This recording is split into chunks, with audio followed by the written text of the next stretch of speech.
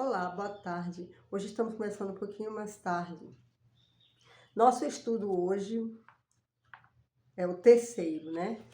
Ouvindo a voz de Deus. Ouvindo a voz de Deus. A câmera vai mostrar o contrário, mas é ouvindo a voz de Deus, ok? E nós estamos no terceiro estudo bíblico, né? Esse estudo é da Igreja Adventista, tá bom? Vamos orar para nós começarmos o estudo bíblico. Paizinho que está no céu, nós te agradecemos, Senhor, por estarmos aqui tentando aprender de tua palavra, a Bíblia. Aprender de ti, Senhor. Cremos, temos fé que o teu santo e poderoso Espírito consiga abrir as nossas faculdades mentais, fazer com que nós entendamos tudo que estudemos aqui nesse momento. Não só eu, mas a pessoa que está aí a ter esse contato aqui no YouTube. Em nome de Jesus, amém. Bem, vamos fazer algumas perguntas logo no início. Como harmonizar um Deus amoroso que deu a própria vida para salvar pecadores, com a existência de doenças, sofrimentos e morte? Que dizer de realidades como violência, terrorismo, roubos, assassinatos frios que acontecem todos os dias? É Deus responsável por tudo isso? Se não é, quem é? Deixemos que a Bíblia responda, ok? De quantos anjos é composto o exército de Deus?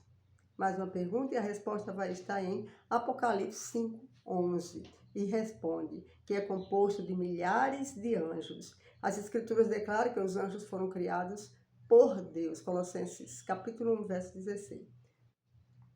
São ministros enviados para auxiliar aqueles que vão herdar a salvação. Hebreus 2:16. Eles existiam antes da criação da terra e são, em sua natureza, superiores aos homens. Jó, capítulo 38, versos 4 a 7. O salmista declara acerca do homem: pouco menor o fizestes do que os anjos, e de glória e de honra o coroaste. Então, os anjos têm muito mais glória do que o homem. Bom, a gente já intuitivamente, né, a gente já crê nisso, que os anjos são poderosos em relação ao homem. Homem no sentido genérico, no sentido de humano, de humanidade. Sempre que eu falar homem aqui, não é um gênero, mas o homem é a raça humana. A segunda pergunta: que descrição a Bíblia faz de Lúcifer, o ex-líder dos anjos? Ezequiel, capítulo 28, versos 14, 15 e 17. Fala assim, ó: perfeito eras nos teus caminhos, até cometer iniquidade, até cometer iniquidade. Iniquidade é transgressão, é pecado. Transgressão da lei de Deus. Êxodo 20, né? Êxodo 20 é o segundo livro da Bíblia, o livro do Pentateuco, um dos livros, é o segundo livro. Primeiro é Gênesis e depois é Êxodo. Então, em Êxodo vai estar escrito os 10 mandamentos, que é a lei de Deus, a lei moral de Deus. 1 João, capítulo 3, verso 4. A função de Lúcifer no ambiente celestial era de importância singular. A expressão querubim da guarda é uma tradução da palavra hebraica. Eu não sei falar, eu não sou hebreia, não sei falar o idioma hebraico, mas eu vou ler como está aqui. Então, é uma tradução da palavra hebraica soquek. Vocês me desculpem se não for a pronúncia dessa forma. que significa cobridor. Ele se achava vinculado à administração do governo de Deus e também era o anjo cobridor da lei de Deus, imagina. Atuando no lugar santíssimo do santuário celestial. Lúcifer era o primeiro em honra, depois do amado Filho de Deus. Então, logo depois de Jesus, estava Lúcifer, né? Que era o primeiro em honra depois de Jesus. Houve um tempo em que a alegria de Satanás era executar as ordens divinas. A terceira pergunta é: que outros pecados esse anjo cometeu? Porque ele era um anjo, né? Lúcifer era um anjo. Isaías, capítulo 14, versos 12 a 14, está contida que queria assentar-se no trono de Deus. Pretendia ser semelhante ao Altíssimo, a Deus, né? E queria o lugar de Deus e também ser adorado. Lúcifer atentou contra Deus, pois queria se assentar no trono dele, ser adorado e comandar o universo. Gradualmente, ele desenvolveu o sentimento de exaltação própria, descontente com a sua honrosa posição, desejou também a honra devida unicamente a Deus. Aqui eu vou abrir um parêntese. Que outros pecados esse anjo cometeu? Esse anjo, acabamos de ler que ele invejou. Ele queria estar no lugar de Deus. Nós temos pecados, como todo mundo sabe, né? Nós temos erros, às vezes a gente erra na vontade, né? Às vezes a gente quer ter o que não tem e não é nada errado você querer ter o que você não tem. Mas querer o que o outro tem, veja como se assemelha à inveja que Satanás sentiu de Deus, de Jesus, né? Querer o que você não tem é normal hoje. E você deve trabalhar para ter o que você não tem. Deve trabalhar, deve se empenhar em estudar e tudo mais. Às vezes você já nasceu, né, com a herança e também é muito bom a pessoa nascer com alguma coisa, né, herdada. Isso ajuda muito. Porém, tudo tem limite. Tudo tem controle. É bom você ter porque você tem um motivo para trabalhar. É bom você querer ter porque você consegue pensar em um objetivo na sua vida, né? Através do estudo, através do trabalho, por prazer, né? Às vezes a pessoa diz assim, eu não quero trabalhar, mas o que seria da gente se a gente não conseguisse, não desenvolvesse algum trabalho, alguma arte, seja lá como for, que geralmente quando a gente cria, a gente sente um prazer, uma realização interna, interior tão boa. É um prazer fazer alguma coisa, ver digamos, uma pessoa, uma estilista, ver um modelo diferente de roupa, um modelo bonito, né? E a pessoa se sente feliz. Um engenheiro eletrônico ver alguma arte, alguma criação sua ligada, né, transmitindo, seja lá como for. Enfim, um médico ver um paciente saudável e perceber que ele cometeu, ele estudou e cometeu a felicidade, né, de acertar em alguma estratégia de alguma medicação, uma intervenção, sei lá, seja lá como for. Enfim, tudo isso é importante, né? Eu falei algumas profissões, mas em todas as profissões nós sabemos que a realização é quando a gente consegue criar alguma coisa que gere benefício para a humanidade. De alguma forma você está servindo a Deus. E isso é muito bom. Deus quer isso. Ele colocou essas habilidades em cada ser humano, os talentos, né? Mas quando isso é supervalorizado por nós, quando passa dos limites, quando a gente sente raiva, sente ódio, né? Porque a gente quer alguma coisa que o outro tem, isso não é saudável. E aí é que tá. A origem desse mal foi em Lúcifer. Mas em nós? Será que a gente já não sentiu inveja de um irmão de sangue dentro de casa por ele ter obtido alguma vantagem de alguma forma por seus pais, por seu pai ou por sua mãe? Ou mesmo que seja no trabalho dele, né? E a gente deseja aquilo e às vezes a gente fica com tanta raiva, né? Com tanta raiva de uma pessoa que inocente, que não nem percebe que você está sentindo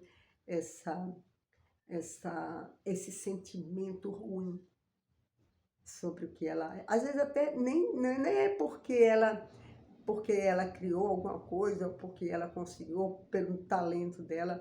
Às vezes você quer ser essa pessoa, mas você não percebe, mas quando você sente... Eu vou até dizer, dentro de um ambiente de trabalho, ou um ambiente religioso, seja lá, às vezes a pessoa consegue um cargo e você tem o mesmo cargo praticamente, ou você tem raiva da pessoa e fica inventando conversa, sabe? Porque aquela pessoa talvez tenha estudado mais, tenha batalhado mais, e você não se esmerou, mas você quer o benefício daquela pessoa e começa a inventar historinha sobre essa pessoa. Cuidado. Cuidado que esse sentimento ruim não vem de Deus. E essa origem, e a origem desse sentimento está em Lúcifer. Então, se pergunte sempre, a quem eu estou servindo? A Deus ou ao mal? Tá bom? Porque eu posso fazer coisas que ninguém sabe. Eu posso pensar coisas que ninguém sabe. Mas Deus tudo sabe. Tudo vê. E um dia a gente vai acertar as contas com Deus. Tá bom? A quarta pergunta. Qual foi o resultado da rebeldia desse anjo? Apocalipse, capítulo 12, versos 7 a 9. Houve no céu uma grande batalha entre Cristo e Satanás. Uma batalha onde? No céu. Pois é. O mal surgiu no céu, através de um anjo de luz que rebelou contra Deus. Ele se rebelou contra Deus e passou a se chamar Satanás. Nesse conflito, a terça parte dos anjos se uniu a ele, ao inimigo de Deus. E ele foi expulso do céu e veio a se alojar na terra. Ele e seus... a terça parte, né?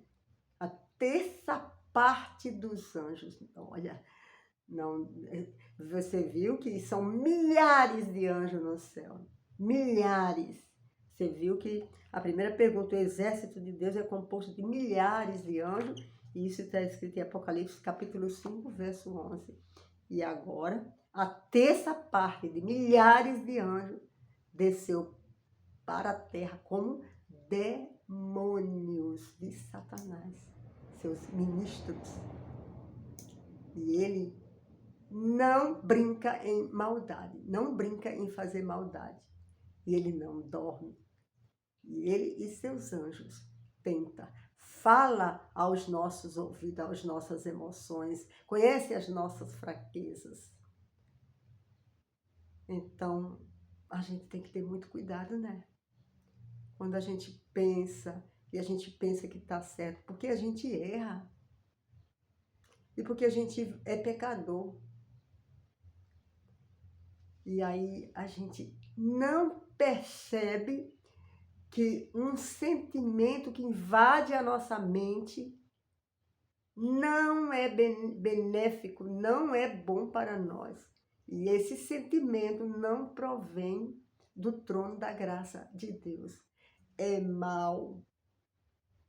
E tudo que é mal e tudo que é ruim não pertence a Deus, não vem de Deus.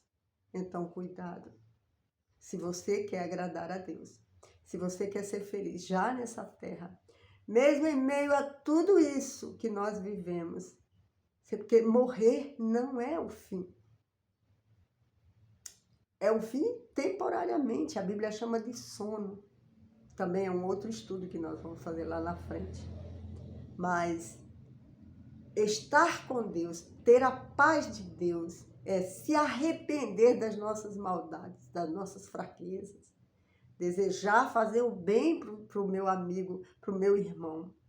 E mais difícil do que isso é gostar de alguém, gostar do seu inimigo, porque Jesus disse que a nova lei seria gostar de alguém que não transmite bondade a você, não transmite amor a você.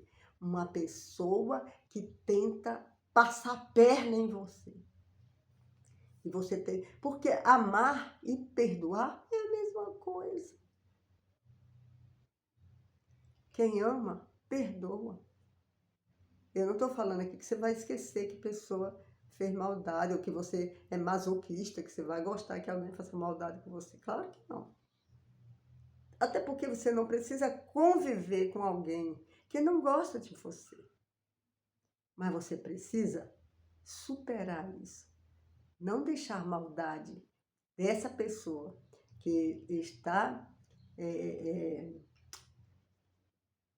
dentro dessa pessoa, que essa pessoa maquina contra você, que essa maldade venha para você também. Fica lá. Em mim, não. Eu não preciso amar a maldade que essa pessoa está fazendo comigo. Claro que não. Mas eu preciso amar a pessoa, porque o inimigo tanto tenta ela, quanto tenta a mim, e quanto tenta a todos nós. Então, você não precisa gostar das atitudes erradas que se originam em Satanás e que é administrado por essas pessoas, ou por nós. Né? Se o inimigo tentou Pedro, que negou 3 vezes a Jesus, e que Jesus disse, afasta-te, Satanás, porque usou Pedro, quanto mais a mim, a você. Nós não somos diferentes, somos parecidos e até, por assim dizer, igual. Somos seres humanos, frágeis, pecadores, vindo do pó. Até que a morte nos leve, nós realmente cometeremos erros. Mas a boa notícia é que sempre que você desagradar a Deus, você se arrepende, confessa a Deus, a Jesus, em oração, conversa com Ele. E Ele promete que perdoa. Mas você tem que se entristecer a tal ponto e pedir a Ele perdão, a tal ponto de você sentir dor por isso. Né? Que pode ser uma vez, 2 vezes, Ele é quantas vezes você pecar, Ele vai te perdoar. Maravilha, né? Porque Deus é bom. Deus... Agora, não precisa você ficar insistindo no erro, né? Porque torna-se um pecado voluntário. E aí, esses pecados voluntários que você escolhe, já não vai ser mais perdoado, né? Porque Deus não é Deus de brincadeira. Então, a 5ª pergunta. Que advertência Deus fez a Adão e Eva no Éden. Gênesis capítulo 2, versos 15 a 17. Deus disse, não comam da árvore do conhecimento do bem e do mal. Se comerem, certamente morrerás. Bem, o ser humano perdeu a imortalidade por causa da desobediência às orientações de Deus. O pecado o atingiu como um todo, desfigurando nele a imagem divina, comprometendo os aspectos físicos, mentais e espirituais. Não apenas a humanidade foi afetada, mas a própria natureza. Romanos capítulo 8, verso 22. Por isso, a redenção é um dos maiores objetivos de Deus, isto é, restaurar sua imagem naqueles que o aceitam. A sexta pergunta, contrariando a advertência divina, o que a serpente disse à mulher? Gênesis capítulo 3, versos de 1 a 5, resumindo, diz, a serpente disse, é certo que não morrerás, sereis como Deus. Veja que ele desdisse o que Deus tinha dito para Eva, que se ela comer da árvore da ciência do bem e do mal, certamente morreria. E ele diz ao contrário, olha, é certo que não morrerás, sereis, e ainda acrescenta, o sentimento que ele trazia em sua vontade, em seus desejos, ele passa para Eva, e sereis como Deus. Veja, é tudo que ele queria, né? Ele queria ser igual a Deus, como Deus. Veja só, Lúcifer, não tendo êxito em perpetuar sua rebelião no santuário celestial, veio atacar o ser humano no jardim do Éden. A estratégia utilizada foi semear a dúvida no coração de Eva. Pelo engano, levou-a a duvidar de Deus e a desobedecê-lo.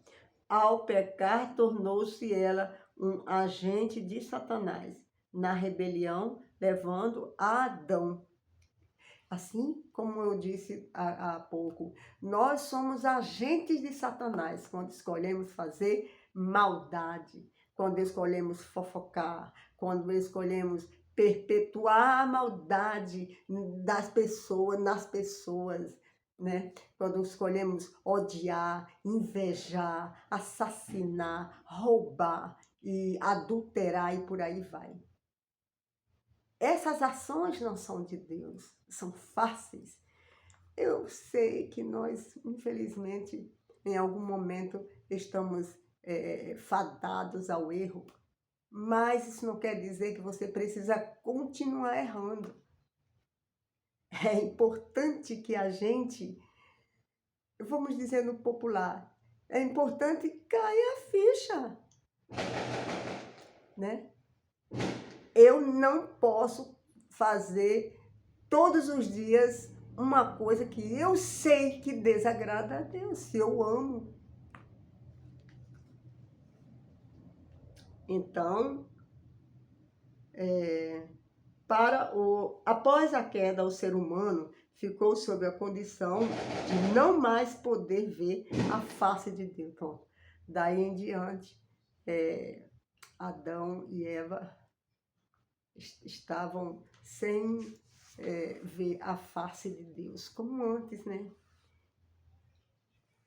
Isaías 59, 2 diz exatamente isso. Que certeza Deus transmitiu a Adão e Eva quando eles pecaram? Não é mais como tudo Deus, né, já havia planejado, Deus já sabia que isso iria acontecer, porque o poder de Deus não nos limita às nossas escolhas, às nossas ações, mas pela sua misericórdia, ele faz um outro plano, porque ele nos dá liberdade de escolha, mesmo que ele saiba.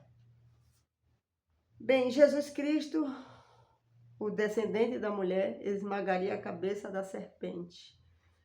Ele deixaria o céu e, através do mistério da encarnação, nasceria de mulher. Nasceu, então, o Filho de Deus, como Jesus, da Virgem Maria, né? Viveria como ser humano e, por sua morte e ressurreição, decretaria o fim do domínio de Satanás.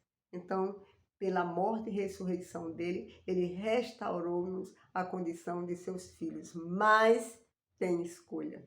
Se nós o aceitar como nosso Salvador pessoal, se nós obedecermos aos seus mandamentos, se nós formos batizados, se nós tivermos uma comunhão diária com Ele, se nós não quisermos desagradá-lo, se nós o amarmos, nós voltaremos para casa um dia, para os planos que Deus teve no início, não mudou.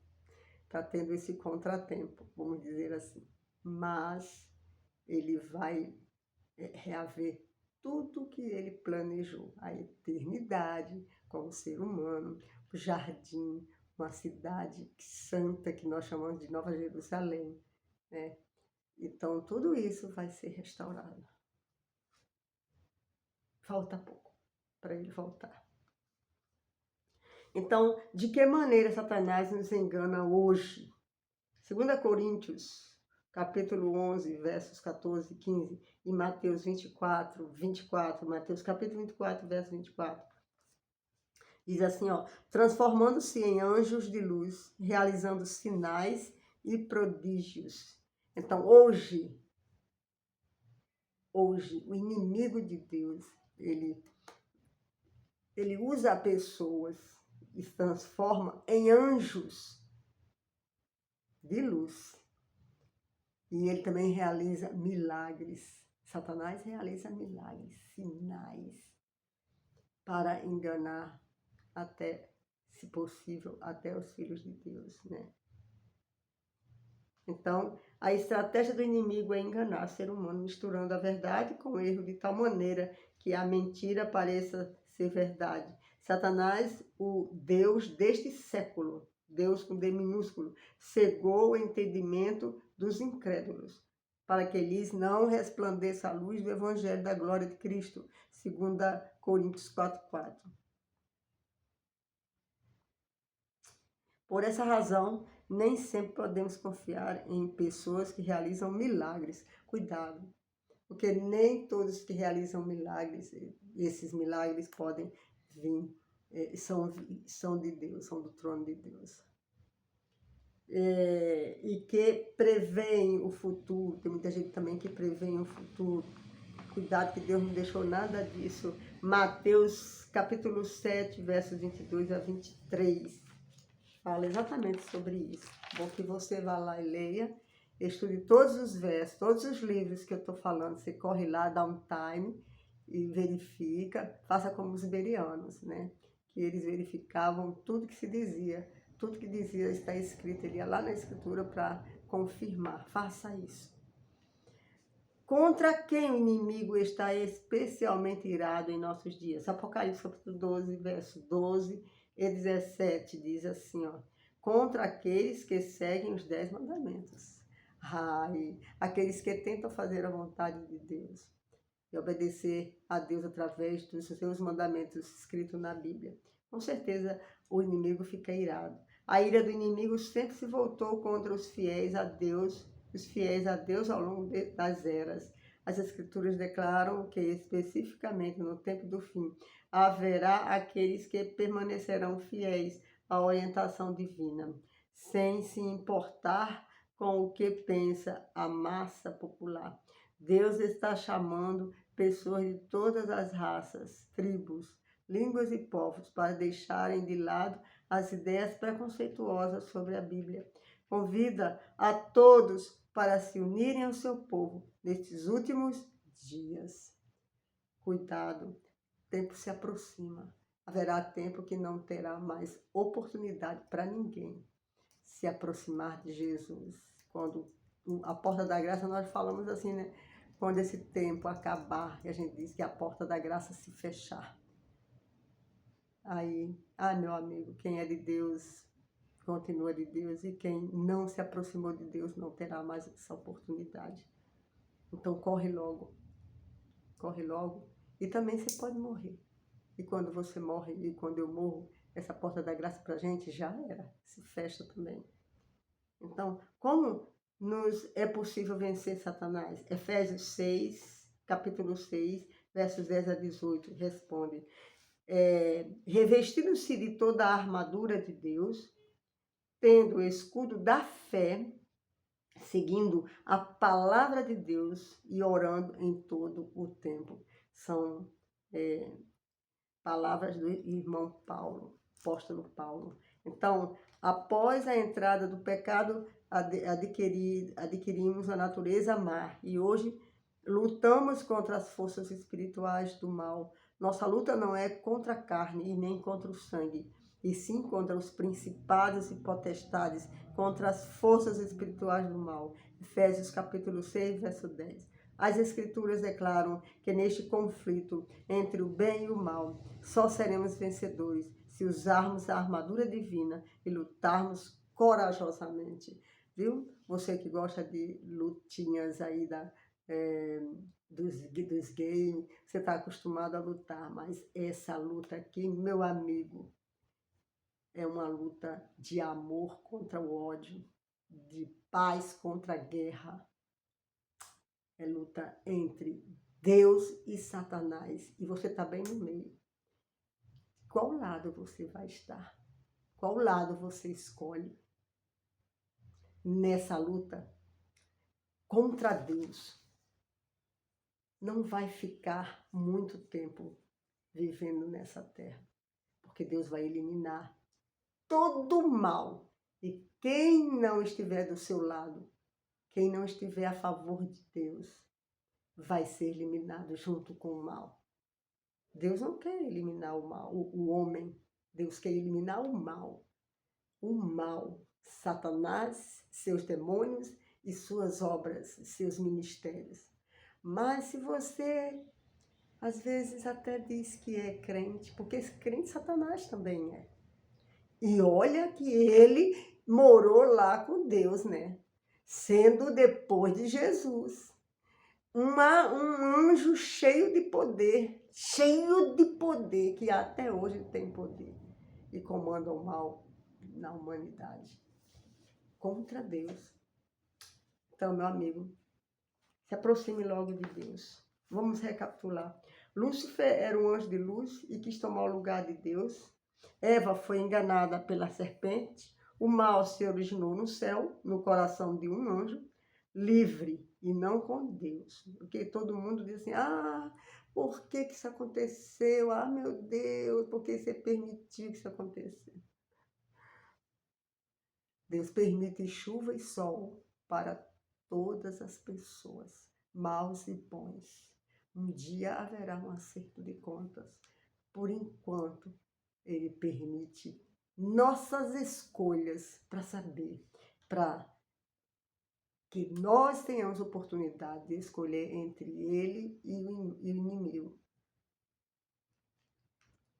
Então, o mal se originou no céu, no coração de um anjo, livre e não com Deus. Lúcifer cometeu iniquidade, ou seja, pecado, que é desobediência à lei de Deus.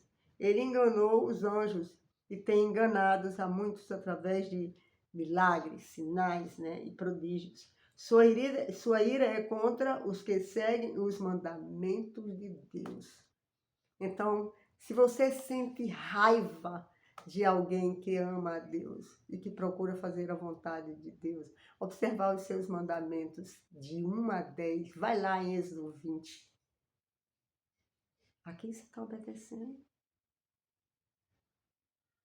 A rebelião de Lúcifer é um mistério que não foi revelado em sua plenitude. É impossível explicar detalhadamente a origem do pecado, mas podemos ver que ele é um intruso e, por isso, desculpá-lo é o mesmo que defendê-lo.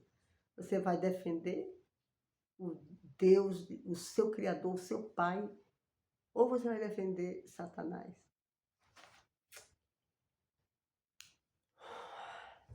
Hoje é 1º de janeiro de 2025. Ontem foi a virada.